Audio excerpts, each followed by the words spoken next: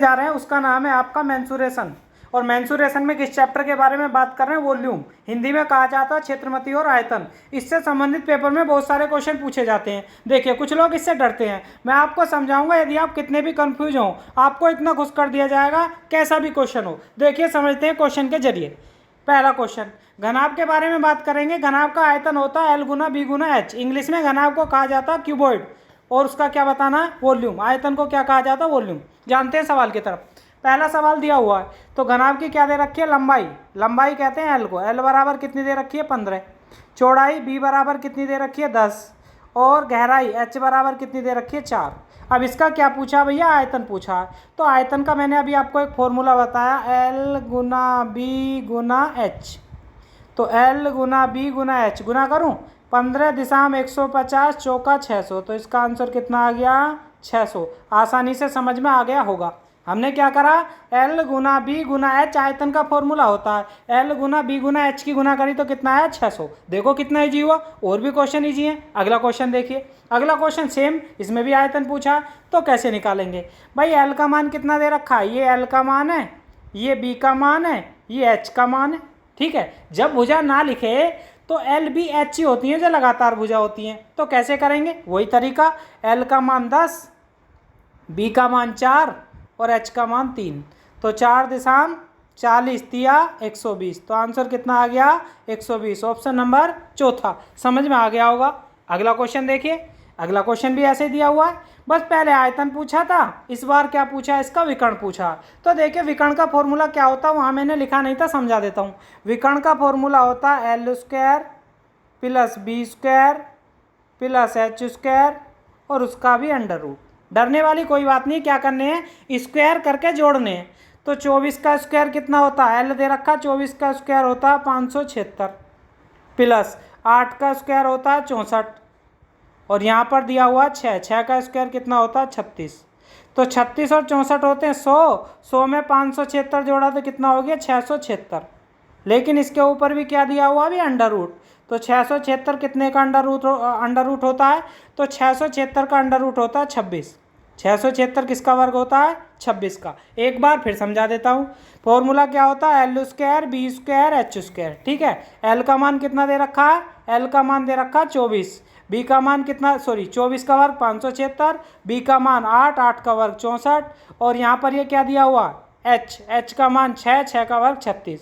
सभी को जोड़ा तो 676 और 676 किसका वर्ग होता है? 26 का। आसानी से समझ में आ गया होगा। अगले क्वेश्चन की तरफ चलते हैं। अगला क्वेश्चन देखिए क्या दिया हुआ है। अगला क्वेश्चन जो दिया हुआ है हमारा, ये दिया हुआ है संपूर्ण पृष्ठ के बारे में। संपूर्ण पृष्ठ क्या होता है समझिए। संपूर्ण पृष्ठ में क्या होता है? पहले दे रखा हमारा L, फिर दे रखा B, फिर दे रखा H।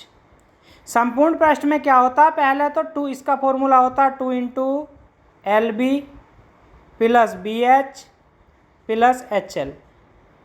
ये तो फॉर्मूला होता है, लेकिन हम फॉर्मूले से नहीं करेंगे, हम तो ट्रिक से करेंगे। हमने क्या लिखा? पहले L लिखा। L का मान कितना दे रखा? 25। फिर B का मान कितना दे रखा? 10 और फिर H का मान कितना दे रखा? 2। तो पहले तो इन दोनों की गुना करनी है। तो कितना आ गया? एक साइड में लिख लेते हैं। इन दोनों की गुना करी तो ये आ गया 250। फिर इन दोनों की गुना करनी है तो कितना आ गया? 20। अब इन दोनों की भी गुना हो गई, इन दोनों की भी गुना हो रही है और पहले तीसरे की गुना। तो इनका कितना बैठेगा? 50।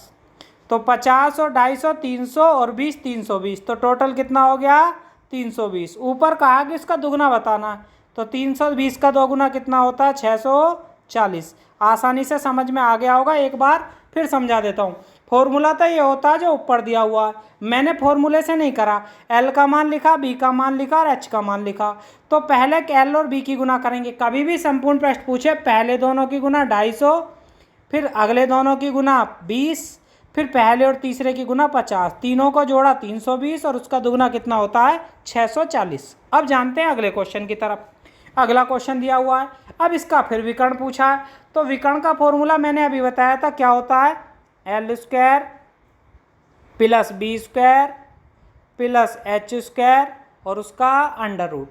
तो 6 का स्क्वायर होता है 36, 8 का स्क्वायर होता है 64 और 10 का स्क्वायर होता है 100।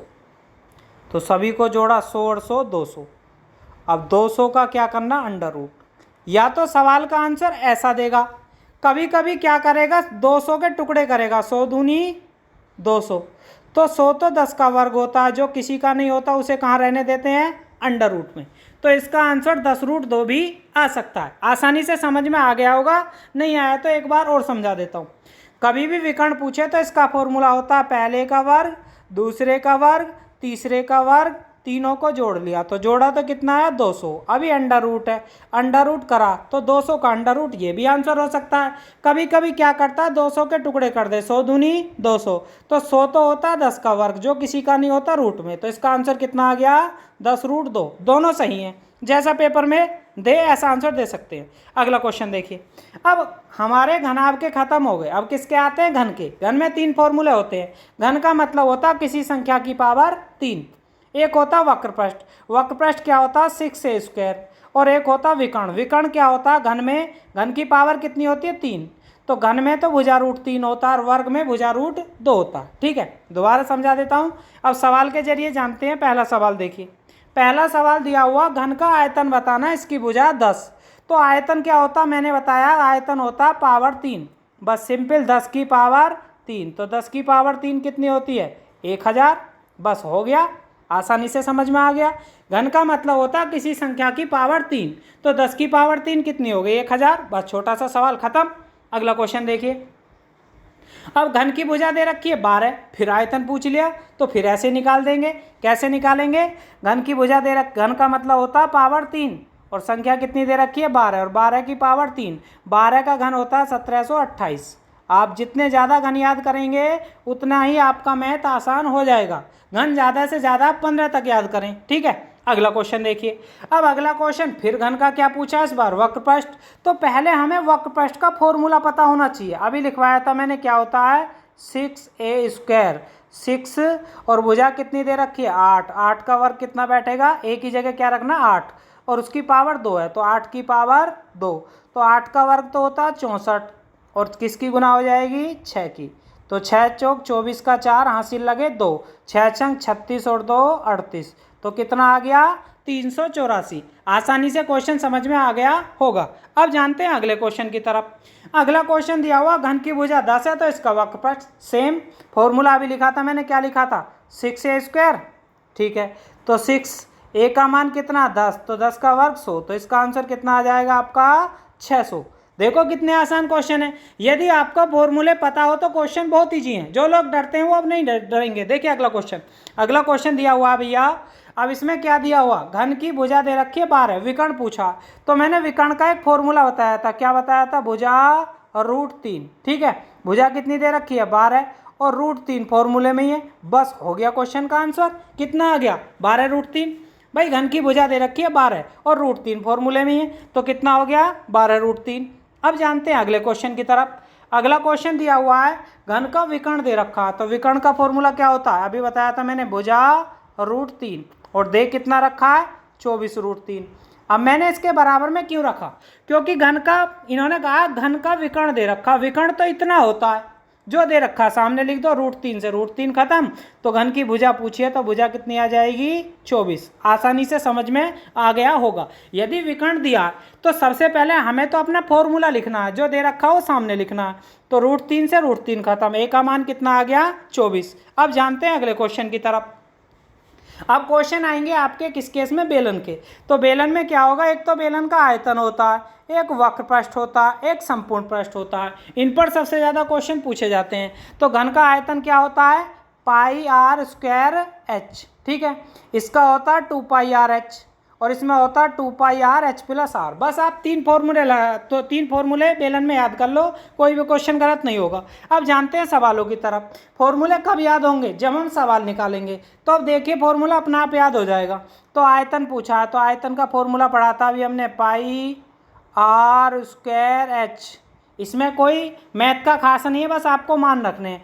तो पाई का मान भैया हमारा 22/7 होता है, कभी नहीं बदलने वाला, याद रख लो हमेशा के लिए। ठीक है, आर का मान कितना दे रखा, 7। तो आर की पावर 2 करनी है, तो 7 को कितने बार लिखना है, 2 बार। और एच कितना दे रखा है, 10। भाई पाई की जगह क्या रख दिया, 22/7।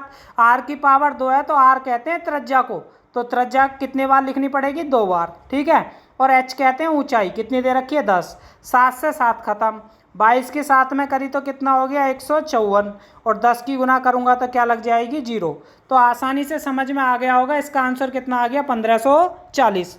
अब जानते हैं अगले क्वेश्चन की तरफ। अगला क्वेश्चन फिर सेम ऐसे ही दे रखा है, आयतन निकालना, तो पाई आर स्क्वायर गुना एच। पाई का मान कितना होता अभी बताया था 22/7, आर का मान दे रखा 14 गुना 14, और एच का मान कितना है 25।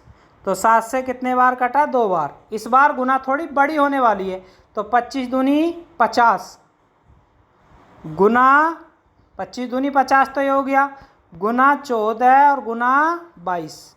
ठीक है, तो 50 की 14 में करी तो 14 पंजे 70, तो कितना हो गया 700, और 700 में अभी कितने की गुना होनी है 22 की, तो 22 सत्ते 154, और 2 जीरो आ जाएंगे, तो कितना आंसर बैठेगा हमारा 15400। ठीक है, एक बार और बता देता हूँ formula, pi R square H, pi की जगह 22/7 रखा, आर की जगह क्या, आर कहते हैं त्रिज्या को, त्रिज्या कितनी दे रखी है 14, तो पावर 2 है तो 2 बार लिखी, और ऊंचाई दे रखी है 25 तो गुना 25। 7 से 14 कितने बार कटा 2 बार। ठीक है, 25 दूनी 50, 14 ऐसे ही बचा हुआ और 22, तो मैंने 50 की 14 में करी 700 गुना 22, 22 सत्ते 154, तो कितना आ गया 15400। अब जानते हैं अगले क्वेश्चन की तरफ। अगले क्वेश्चन में क्या पूछा, वक्र पृष्ठ। वक्र पृष्ठ का फॉर्मूला अभी बताया था, कितना होता है 2 पाई आर एच।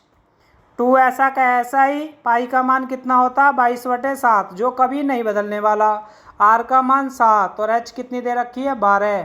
7 से 7 खत्म, 22 दूनी 44, 44 की 12 में गुना कर दीजिए, 44 गुना 12, तो 12 चौक 48 का 8 हासिल लगे 4, 12 चौक 48 और 4 52, तो कितना आ गया 528। आसानी से समझ में आ गया होगा। अब जानते हैं अगले क्वेश्चन की तरफ। अगला क्वेश्चन क्या दिया हुआ है, बेलन की त्रिज्या दे रखी है, ऊंचाई दे रखी है, वक्र पृष्ठ पूछा, सेम तरीका, तो क्या होता है 2 पाई आर एच। 2 पाई का मान कितना होता है 22/7, आर का मान कितना दे रखा 21, और एच का मान कितना दे रखा 10। 7 से 21 कितने बार कटेगा 3 बार, 22 दूनी 44, और 44 तिया कितने होते हैं 44 तिया होते हैं 132, 4 तिया 12, 4 तिया 12 और 1 13, 132, और 132 में 10 की गुना करूंगा तो कितना आएगा 1320। आसानी से आपको बेलन भी समझ में आ गया होगा, घन भी समझ में आ गया होगा, और घनाभ भी समझ में आ गया होगा। यदि कोई क्वेश्चन छूट जाता है तो आप कमेंट कर सकते हैं, इसके ऊपर एक वीडियो और बना दिया जाएगा। इस वीडियो को यहीं पर समाप्त करते हैं। जिन लोगों ने सब्सक्राइब नहीं किया है सब्सक्राइब कर लीजिए।